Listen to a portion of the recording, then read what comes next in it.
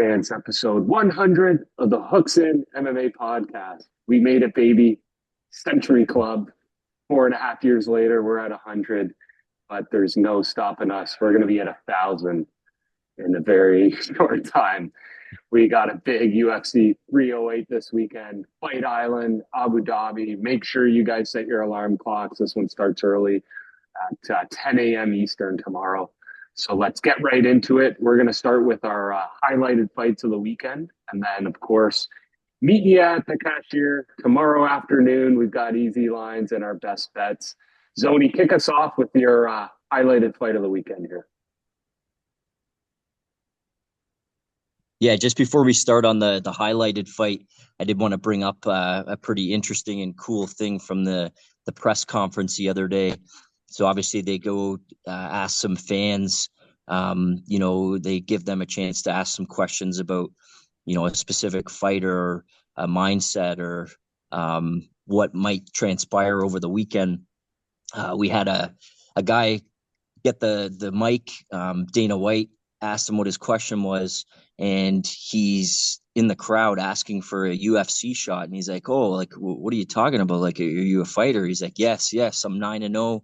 I'm from Tajikistan, and I'd love a shot in the UFC." And he's like, "Oh shit, like, all right." And then he calls him up.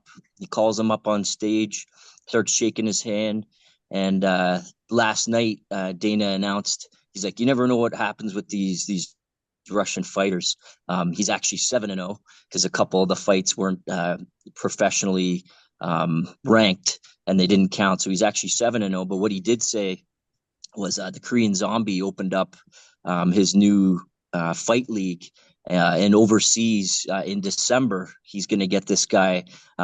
His name's Darabshak Nabatov. He's going to get him to fight on Korean Zombie's fight card, and he's going to be in attendance for that.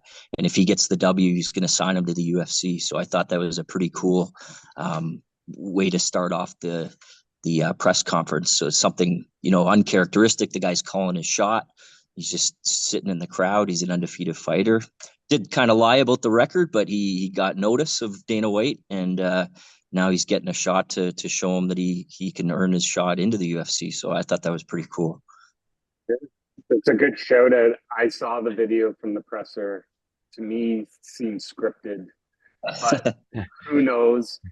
If I'm a Contender Series fighter, though, I'm pretty rattled at that because this guy gets to skip the line and kind of get handpicked. But I guess that's how the world goes, and maybe this is a new ritual for UFC where they're starting to just pick people out of the crowd, and it's like, come on down, you're on the Price is Right here. So, Yeah. Z, what do you think about that? Did you see that?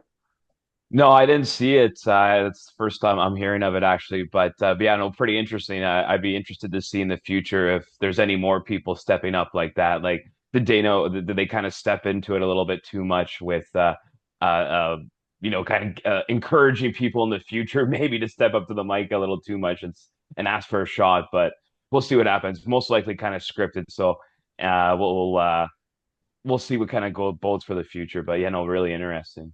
Yeah, I'll just say quick, like not the last one, but the last Dana White Contender Series, looking for a fight, or not Contender Series, sorry, looking for a fight, was in Canada, so I watched that. I don't normally watch them, but just because this happened, it'll make me tune in December and check this guy out. So he definitely probably got some clicks and gives himself a chance. So yeah, we'll see what happens. I just wanted to talk about two early fights quick. The first one, Renat Fakhretdinov, who's been caught for illegal substances before. He's 23-2-1. He was released and he's come back, and really, really good fighter. But on short notice here, Carlos Leal, who used to be in the PFL, when that kind of fizzled and didn't re-sign, he went and fought in the LFA, which is a great promotion as well. I don't know. I don't know what the betting lines are for this right now. I'm just on my phone here, but I could see a bit of a, underestimating somebody coming in here, and I could potentially see an upset in the first fight of the night. I'm assuming Fakhretdinov's the favorite. Minus 225 on Tapology. Yeah, so yeah. should be in that. I'm gonna be putting a couple of couple of bucks on Liao.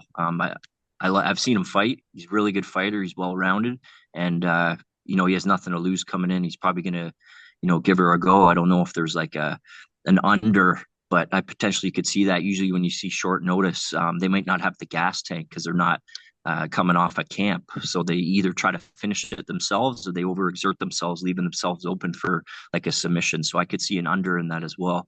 The second fight of the night is Bruno Silva. Um, looking back at Bruno Silva, obviously he had that controversial loss to Chris Weidman where he got poked in the eye a bunch of times, and there's been a lot of talk about that online the last couple of weeks here. And Weidman ended up saying like you can't just turtle down and wait. You have to wait for the ref to stop it and separate you and say there's been an eye poke. So I mean, I see it from both ways. There was eye pokes, but Weidman is right, and he's adding salt to the wound there. I kind of expect Silva to bounce back, but we'll see what happens here. Right on. Good call outs. How about you, Z? Who are you looking ahead of? Yeah, I mean, I guess the first fight that I'd be looking at here is the Jeff Neal versus RDA fight. This one, I am taking the underdog. I do like RDA. He is a little uh, undervalued, I think, due to his past performance, but I do like his wrestling here. I don't think Jeff Neal is going to be able to deal with that. Obviously, very good at striking, but I think RDA is going to be able to squeak out a decision here, and I'm liking the value at plus 425 RDA by decision. Again, taking the underdog's always a little spicy, but I do like the value there with the veteran experience. Yep, good call. Definitely the IQ. Cool. So for me, I'm looking ahead to this one here. We'll get into the betting breakdown shortly, but Magomed Ankalaev versus Alexander Rakic. Um, Two of my more favorite fighters, I would say, although Ankalaev I've started disliking more ever since the draw with Jan. Thought it was very boring. He was way too conservative, and he complained when he didn't win. And I actually thought he lost that fight. So it seems like he will get the title shot if he can make quick work of Alexander Rakic. I think Alex Pereira will destroy him, but yeah, I'll get into my picks here shortly. I do think this will be a good fight because they are both going for that title shot, and they know they need to put on a performance. And one of these boring, 3-rounder judges scorecard fight, it's not going to cut it. So I think this one will be fireworks and something to circle on your TV guide. All right, why don't we jump into easy lines, getting ahead of that book. Zoni, you're always good at picking out some value bets on the undercard. Who would you like to start with here? Yeah, so potentially, like I mentioned, the Carlos Leal upset just coming in on short notice. I think that's a good possibility. Looking up farther on the card, probably the fight on the undercard I'm most excited about is the Miktabek Aralbai and Mateusz Rebeshki fight. Rebeshki was 19-1 and murdering people, and then older Diego Ferreira, who we've had on the podcast before, upset him. These guys are both crazy grapplers, and I can see this being an actually exciting MMA fight, but like a ton of rolls, a ton of submission attempts, a ton of gammy rolls, and I think it's going to be on the mat. And I could see Rebeshki potentially pulling this out, coming back off a loss. Both really good records, both really skilled. That would be my other kind of upset that I would add in there. Yeah, it's good value at plus 260 here. So it's not going to be a crazy stand-up fight, I don't think, but it could be an exciting ground fight if that makes sense. Technical wrestling and grappling. Yeah. No, those ones are always interesting to see. What maneuvers, who can outmaneuver who, right? And what's he at, Franz? Do you see Rebeshki for the betting line? Plus 260. Yeah, money. Yeah, so those are two like plus 200, plus 260s that I think could cash. Like they aren't crazy. Yeah. I think the value is a little widespread from what I think. Yeah, and I mean, going through the strength of schedule, which is some hooks in traditionally from episode one is always looked at, it does seem that Matthews has much stronger, much harder competition than I'm not even going to attempt to say his opponent has. So, cool. Let's look on. I know Z-Balls, you called out this one here, and that is the RDA Jeff Neal. Do you want to get into any deeper analysis on your call out of the veteran and underdog here, RDA? No, not too much. I'll kind of save my time for the tie. I have a lot more analysis for kind of the top three, top four fights there. So yeah, you guys can jump in if you got anything. Yeah. Yeah, I mean, same sort of theory as the last strength of schedule. RDA's got the craziest schedule, arguably, Yep. In the entire division. So I like that for him. Neil, I mean, you kind of see different versions of Neil each time he comes out. Looked amazing against Luque there, but then obviously Rachmanov just walks through people, so you can't really fault him for that. But the Gary fight, I mean, that one too, he didn't look all that great. So I don't know. I don't know about Neil. I don't think he deserves minus 300 personally. So good pixie, great value there coming in with the vet RDA. All right, let's keep it rolling. Zoni, any insights here on the Osland Perquera fight? No, I honestly I don't know a ton about these guys. I'm guessing that they put them just before the pay-per-view. They want to showcase them, so that tells me I think it's going to be a pretty crazy fight. It might be a quick fight, so potentially looking at unders here. But in terms of who they are and what they've done, I don't know a ton. Yeah, I mean, look at their records: 13-1 for the Turk, 11-0 for the Brazilian. Pretty wild records. I mean, yeah, I don't know much about them either. They're pick 'em odds here. It's a coin flip. But all I can tell from this photo is that Osland looks like a monster. Oh my Yeah, gosh. Yeah. What it kind of looks like physique is that? if it got to the third round, it looks like he could gas out too. Yes. But Very good call. What's his tail of the tape here? 205.63. Oh my goodness. This could be fireworks, Rabbits. guys. Someone could go to sleep in 10 seconds. I don't know. But if it goes to third round, that could be a good call. That's where maybe the Brazilian does outlast them and just grinds them down. Gets a decision or maybe a third round finish. So could be a prop bet worth exploring.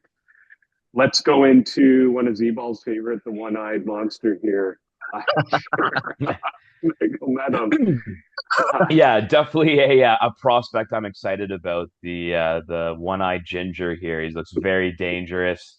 Shara, he's a very well. He's the faster fighter here, going up against Armin. Shara minus 170. Armin a plus 140. Armin can explode for his attacks, but that can leave himself open for Shara's counters. Right, going hard for Armin. I'm sorry, Armin's going to be going hard for those leg kicks, high leg kicks, and high kicks to the head. Shara stays pretty tall though with high defense as well. Armin hits harder, but Shara's much faster. I like Shara by decision at plus 140. I think that's good value at half unit or full unit if we're feeling a little bit more. So, yeah, what are you guys feeling? Tony?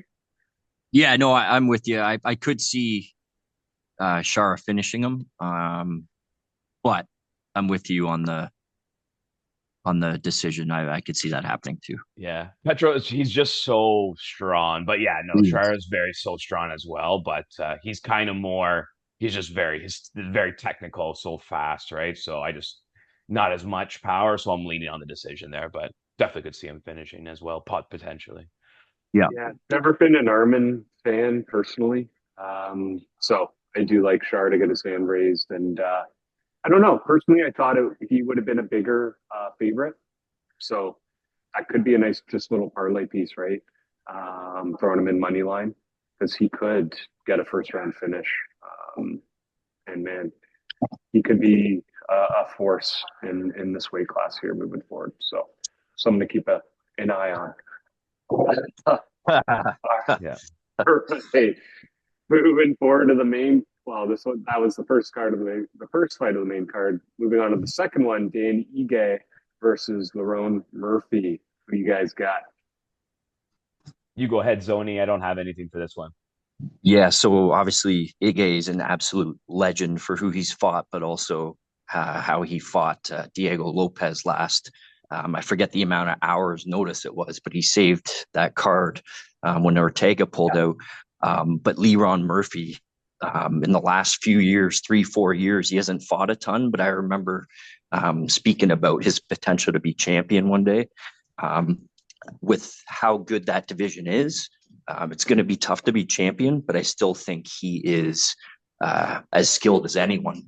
Um, Having said that, you just can never count out Ige. So to be honest with you, I like this to go to decision. I don't have a pick either way of who's going to get the W, but I do like the over 2.5 or fight to go to a decision. Really good call. Like the over. The heart of a warrior, Dan Ige. Don't think he gets tapped or KO'd. Don't think he wins either. But I think he has the edge. Boxing, right? His striking's world class. Murphy's got the athleticism, I think. Probably speed as well. And I think he does squeak out a decision here. Could be a close either split or 29-28 unanimous would kind of be my official pick. But this could be a fun one, guys. This could be high action, high strikes, and just like, yeah, very, very competitive. So I do like this matchup and excited for it. So let's go into one of my featured bouts, and that is Ankalaev versus Rakic. So I am going to go with the underdog here. I'm just feeling his kicks are going to be the difference, the X factor. If he can stay at range, that's going to be the caveat. If Ankalaev can get inside into more of a boxing fight, into potentially ground fight, I think he does win. But I have hope that Rakic can stay on the outside, piece him up with leg kicks. I know Ankalaev is southpaw, so that might be a challenge. But, you know, I do think Alexander has learned a lot in these last two losses, both to Yuri and to Jan, which was an unfortunate injury, so kind of a freak loss. But this one, I think, is for high stakes, right? This is going to get in that top contender contention here. So anyways, we're going to go with the dog, which I don't think that's a fair line. Plus 300 seems way too wide of a margin there. So I'm going to throw like a half unit, I would say, on money line Rakic. What do you guys got? Yeah, no, definitely agree with you that Rakic probably shouldn't be a plus 300, not at this level of a fight. He's definitely good, long, rangy striker, right, with a lot of power, fast hands, thunderous kicks, also a really good clinch game. But I don't think that's going to really matter too much in this fight since Magomed will, or oh, sorry, has such strong grappling skills. Rakic will want to avoid that area at all costs probably, but. Jan Blachowicz, I mean, he showed you what you have to do to defeat Magomed, right? You have to leg kick him, as you said there, Kronz.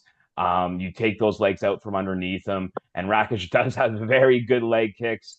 Hopefully, well, maybe hopefully if you did take Magomed or not, but if Magomed wants any chance of winning this fight, he has to fix that leak in his game, right? Because that will be a very rough night for him if he does not. They both have good punches. Both are very fast at this weight division.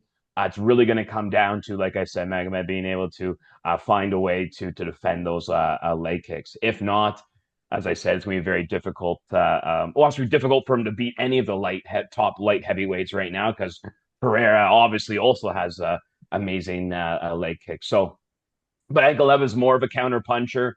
Rakic more aggressive, which will play into Magomed's game a little bit there. So that's a little bit of a consideration. But they are both more on the defensive side, I would say, a little bit, as opposed to more offensive.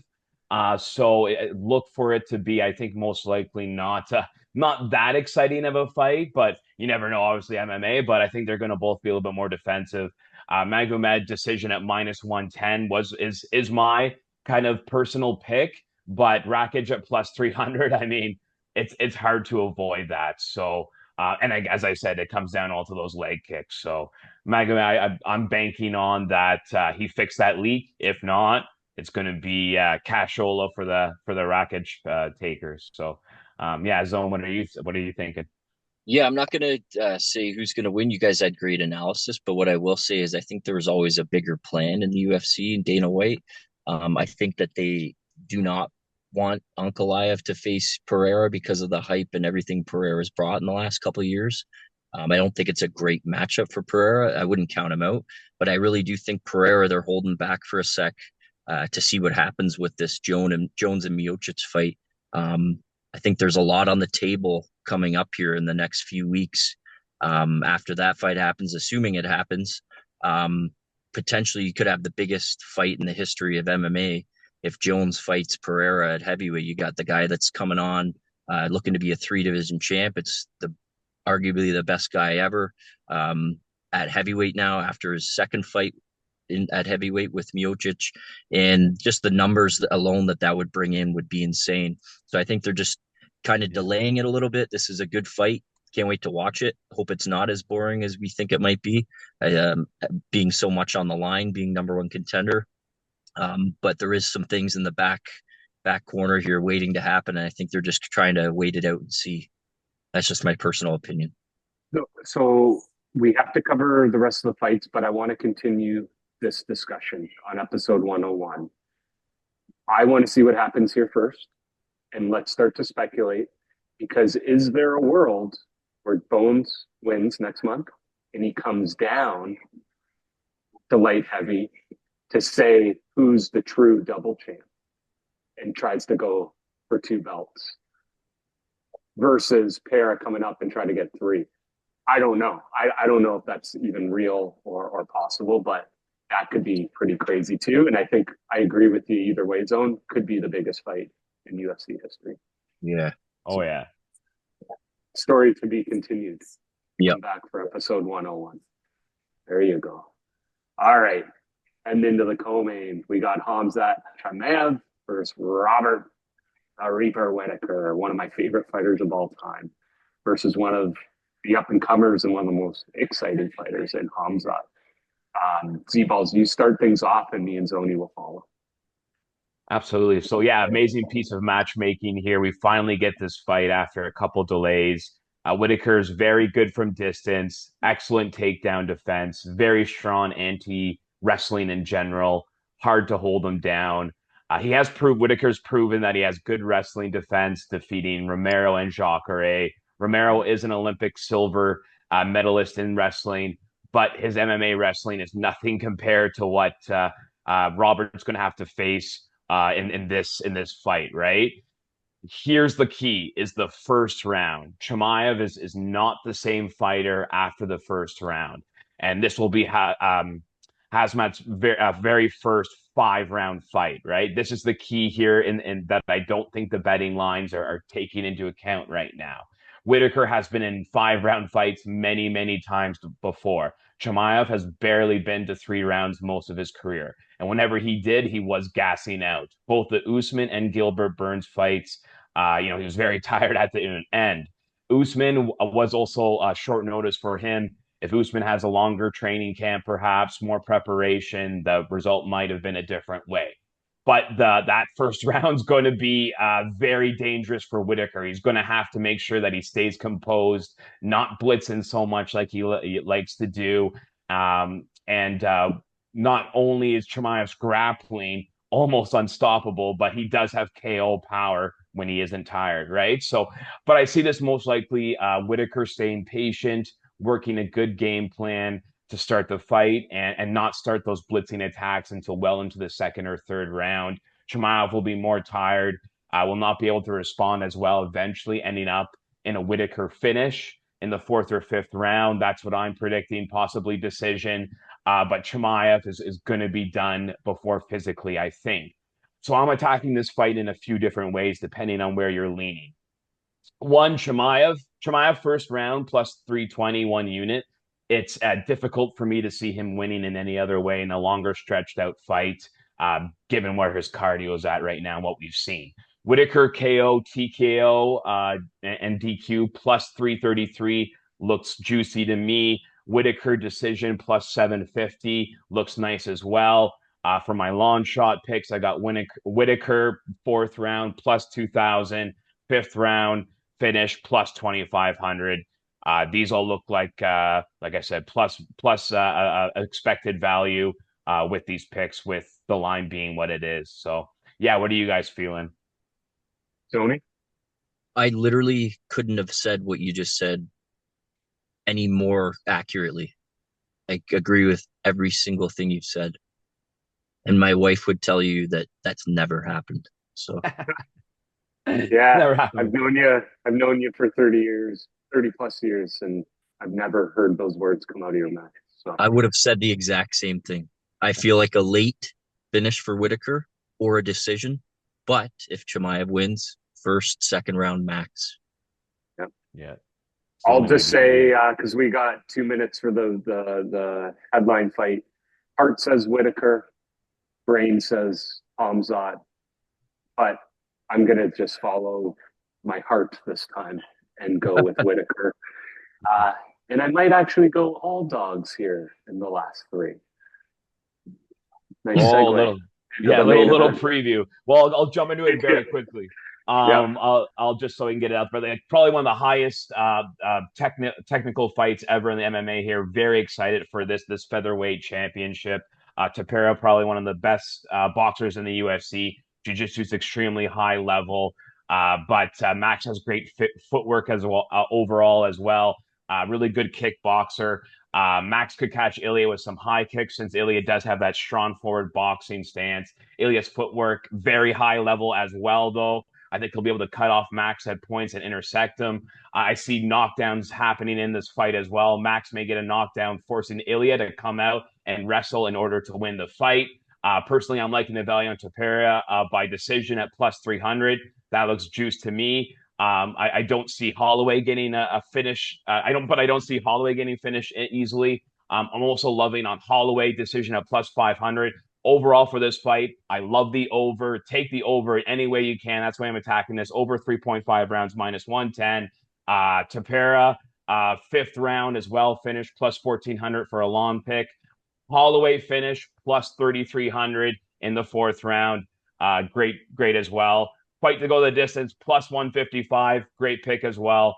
Take what you want there. You guys jumping. Take us home, Zoni. Yeah, obviously, same with what you said with the last fight. Heart says Holloway, brain says Topuria. Max is one of my top three fighters, 100%. I do not like his chances tomorrow. Topuria, I don't like him. He talks a lot, but he's been backing it up. I like him to win tomorrow, and I think he potentially could be the first to knock down or maybe finish Holloway here. I don't want to see it, but I think it's going to happen. Yeah, I know. That's what I felt at first, but then I watched a press conference and I just have a weird feeling that Holloway might win and I'll just take the weird outclass feeling. him. I think he might just outclass him, outbox him, outstrike him, and pick him apart. And I'm gonna call it hot take, but fifth round finish for Max Holloway, just like he did to Gaethje in the And plus middle. 240, plus Here 240 it is is. such good value. So I like that That's it, call. boys. Let's get it. Let's get it.